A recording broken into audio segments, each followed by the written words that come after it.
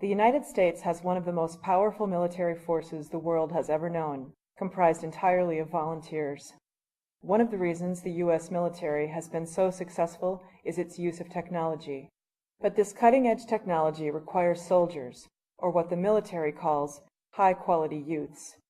These are people who have completed high school and can score well on the Armed Forces Qualification Test.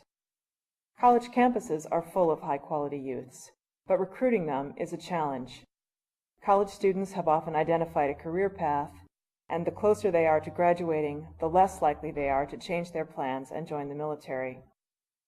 The military's mission in Iraq is the first prolonged war without a draft, and the military is beginning to be stretched thin in the war on terror as its theater expands and as the military faces continued resistance in Afghanistan.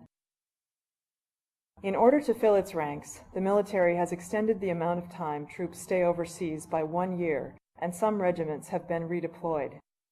These extended missions have lowered morale to such an extent that half of America's current volunteer military say they will not re-enlist when their contracts are up.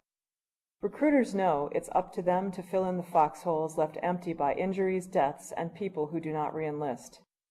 The military's recruitment budget is now $1.4 billion, which is aimed directly at the American public. To put this into perspective, this is about the same amount that McDonald's spends on print, television, and radio to advertise their food worldwide. With this kind of spending capital, the military can constantly review and adjust its recruitment message. In fact, the U.S. military spends more money on advertising than any other government agency.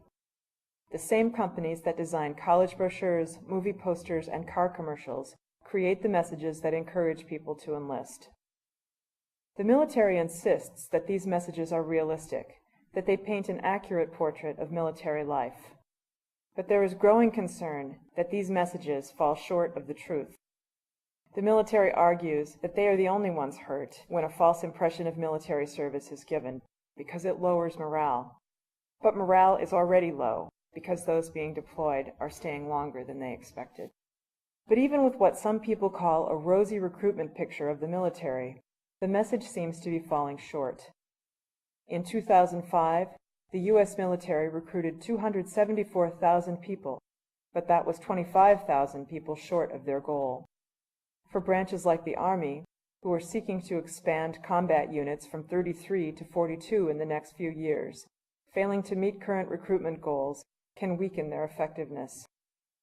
As more money and research go into the military's recruitment message, and as the need for fresh recruits increases, the need to inform America's youth about the practices of recruiting increases as well.